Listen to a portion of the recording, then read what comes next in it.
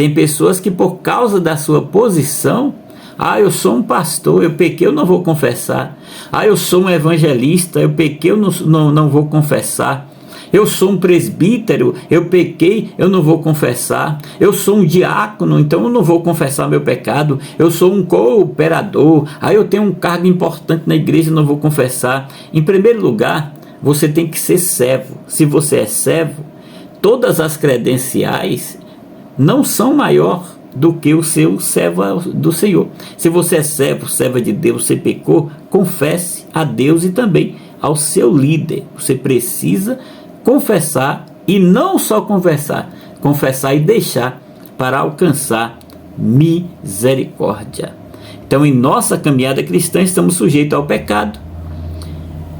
Encobri-lo e viver uma vida espiritual, como vemos aí muitas pessoas, pastores, até presidente, pecaram e continuou vários anos adulterando no pecado e não confessou. Depois, quando confessou, já tinha passado tanto tempo no pecado. Pessoas que sobem no púlpito, pregam, depois você descobre que o camarada pregou em adultério, estava em adultério e pregou a palavra. Outros que estavam cantando, mas vivendo em adultério, vivendo no pecado. Tudo isso aí, irmãos, é horrível, é escândalo que traz para o reino de Deus, não é bonito. Então, pecou, confessa, espera o tempo e deixa Deus agir na sua vida. Meus amados, a paz do Senhor. Vamos aí dar sequência às lições bíblicas da CPAD do segundo trimestre de 2023, estudando aí nesse trimestre a carreira que nos está proposta, o caminho da salvação, santidade e perseverança para chegar ao céu. O comentarista é o pastor Osiel Gomes, e nós estamos aí chegando já na lição de número 8, que será ministrada no dia 26 de maio de 2024, lição de número 8, que será ministrada dia 26 de maio de 2024, confessando e abandonando o pecado. Confessando, e não somente confessando, mas também abandonando o pecado. O texto áureo dessa lição está em Provérbios 28:13, que diz assim: o que encobre as suas transgressões nunca prosperará, mas o que as confessa e deixa alcançará misericórdia. A verdade prática diz assim: para desfrutar um caminho de restauração e reconciliação com Deus, precisamos confessar o pecado e abandoná-lo de uma vez por todas. A leitura bíblica em classe está em Salmos 51, o verso 1 ao 12, que é a oração de Davi, e primeira epístola de João, capítulo 1, versículo 8, 9 e 10. Essa lição ela vem com 3 objetivos. O primeiro objetivo dessa lição é compreender o que significa confissão de pecado. O segundo objetivo é mostrar o perigo do pecado não confessado. E o terceiro e último objetivo dessa lição é compreender que a confissão de pecado é um caminho para a cura e a restauração. A introdução da lição diz assim: atualmente, muitos acreditam que não é preciso confessar o pecado, por denominá-lo mera fraqueza ligada ao ambiente e aos aspectos hereditários. Nesta lição, veremos que a Bíblia não ensina assim. Em sua epístola, o apóstolo João escreve que o pecado é real e, por isso, é um perigo para a vida do crente, pois suas consequências são trágicas. A orientação bíblica é a de que, caso ocorra um pecado, caso o homem e a mulher venham a pecar, ele deve ser confessado esse pecado tem que ser confessado. E também não apenas confessado, mas também abandonado como uma evidência do arrependimento, para que o crente arrependido possa receber o perdão de Deus. Tem 1 João 2,9, Salmos 32, o verso 5. A palavra-chave da lição é confissão. Vamos aí para o primeiro ponto dessa lição: a confissão de pecado. Meu amado e amada, confissão é um termo com diferentes significados, a depender do contexto em que é utilizado esse termo. A origem do termo no latim, confetere, que significa admitir ou reconhecer o erro que praticou. A confissão prepara o caminho para o perdão. A confissão é o primeiro passo, é o caminho que você está preparando para ser perdoado. A Bíblia, ela diz em 1 João 1,9, se confessamos os nossos pecados, Ele é fiel e justo para nos perdoar os pecados e nos purificar de toda injustiça. A confissão prepara o caminho para a adoração. Então nós vemos aqui que a confissão prepara o caminho para o perdão, e a confissão, em segundo lugar, prepara o caminho para a adoração. A Bíblia diz em Neemias 9, o versículo 3, e os israelitas, levantando-se no seu lugar, leram no livro da lei do Senhor, seu Deus, uma quarta parte do dia, e outra quarta parte fizeram confissão e adoraram ao Senhor, seu Deus. Então, em primeiro lugar, a confissão prepara o caminho para o perdão. Segundo lugar, a confissão prepara o caminho para a adoração. E em terceiro lugar, a confissão prepara o caminho para uma reconciliação e amizade. A Bíblia diz em Tiago 5,16, confessai, portanto, os vossos pecados uns aos outros, e orai um pelos outros, para serdes curados. A súplica de um justo pode muito na sua atuação. Então, primeiro, a confissão prepara o caminho para o perdão. Segundo, a confissão prepara o caminho para a adoração. Terceiro, a confissão prepara o caminho para a reconciliação e amizade. E em quarto lugar, a confissão ajuda as pessoas a alcançarem sucesso. A Bíblia diz em Provérbios 28,13 que o que encobre as suas transgressões nunca prosperará, mas o que as confessa e deixa alcançará misericórdia. Segundo tópico do primeiro ponto, a confissão bíblica do pecado. O ensino bíblico geral da confissão de pecado traz a ideia de reconhecê-lo e fazer a sua confissão, pois o perdão depende desse ato. Essa confissão pode ser no momento da convenção ou depois dela, quando pecados cometidos podem ser contra Deus ou contra um irmão. É o que está lá em Mateus 5, 21 e 22. É importante ressaltar, porém, que segundo o ensino bíblico, era tão somente depois da confissão de pecados que se poderia viver verdadeiramente uma vida de oração e comunhão com Deus.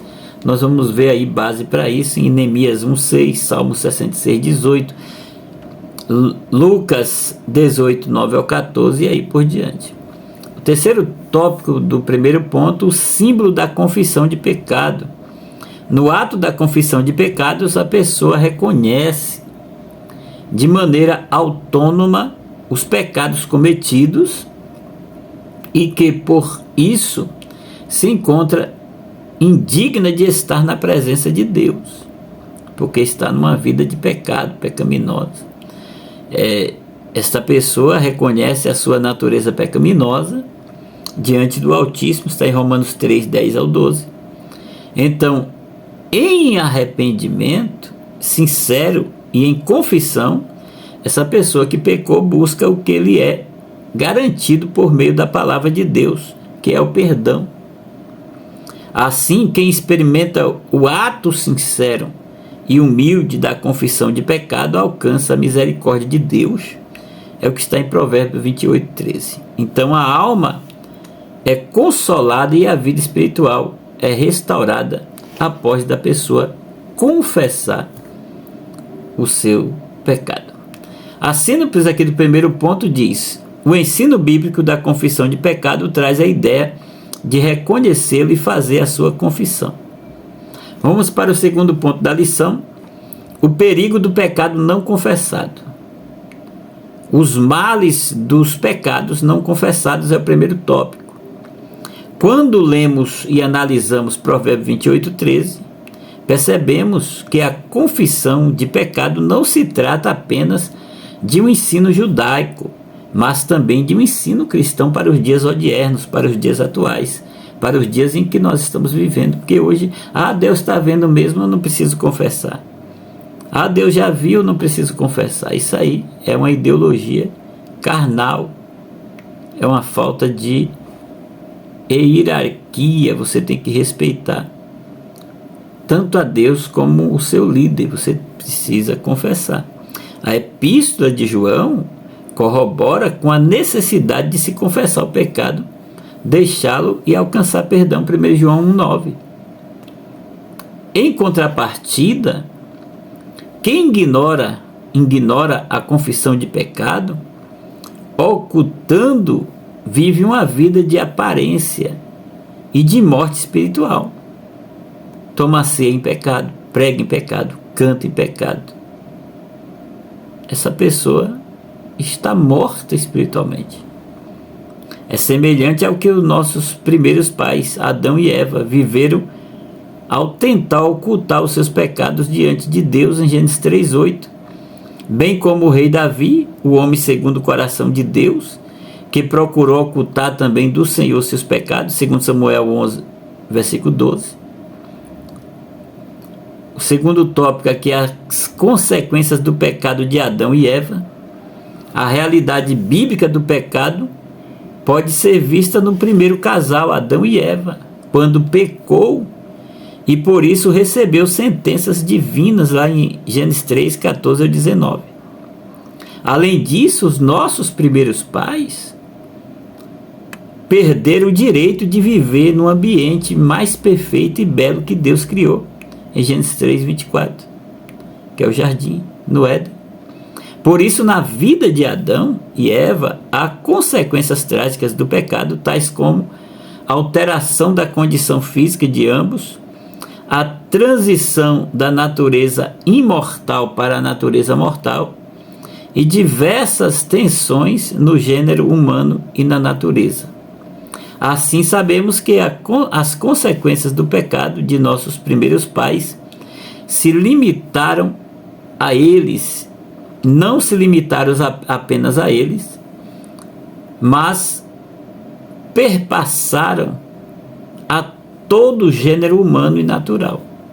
Eles pecaram e com eles toda a raça humana pecou junto.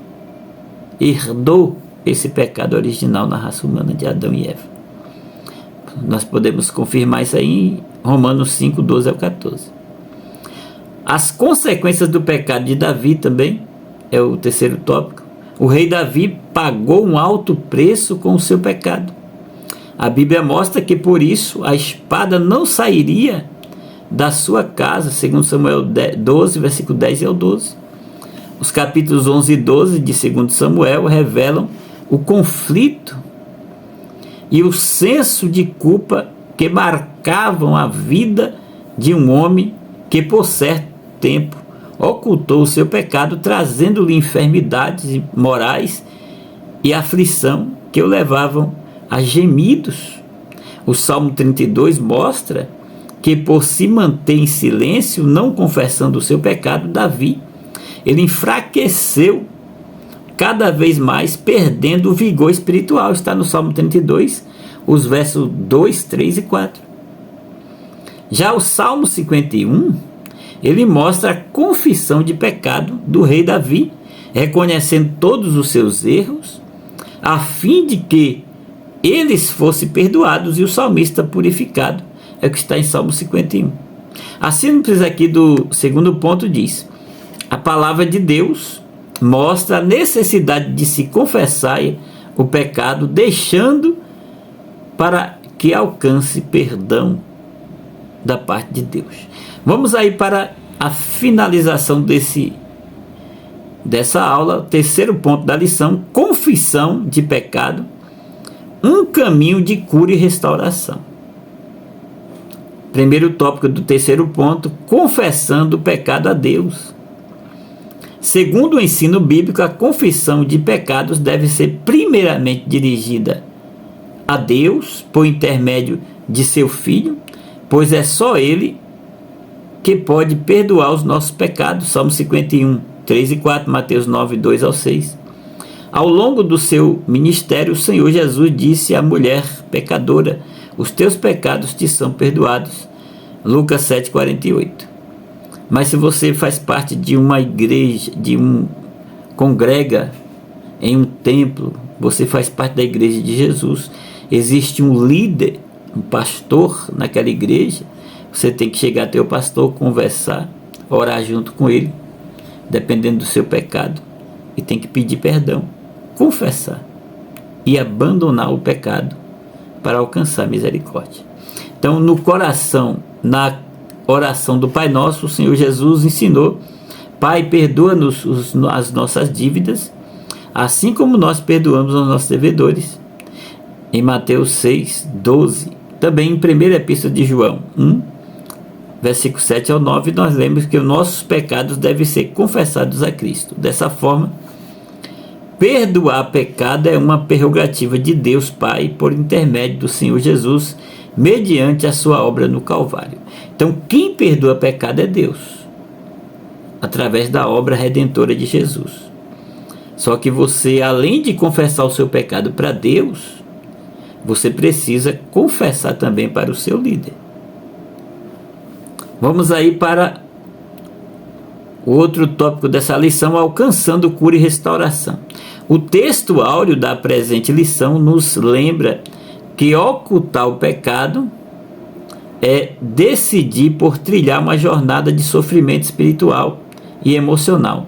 Mas quem deixa de lado o orgulho e a soberba para trilhar o caminho da humildade, da confissão de pecado, vive uma vida mais leve.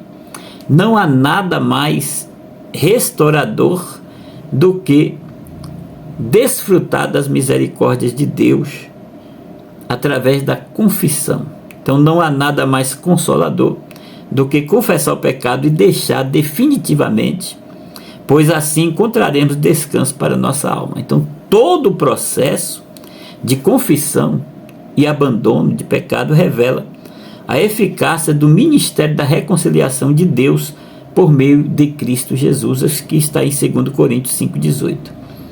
Quem faz assim encontra o caminho de cura e restauração, conforme lemos nas palavras do salmista, em Salmo 51, 3 ao 5. A síntese aqui desse terceiro ponto: a confissão de pecado é o único caminho para a cura e a restauração do corpo, alma e espírito. Quem procede assim, humilde, confessando, desfrutará das infindáveis misericórdias de Deus. Que Deus te abençoe, que Deus te guarde, que Deus te ajude.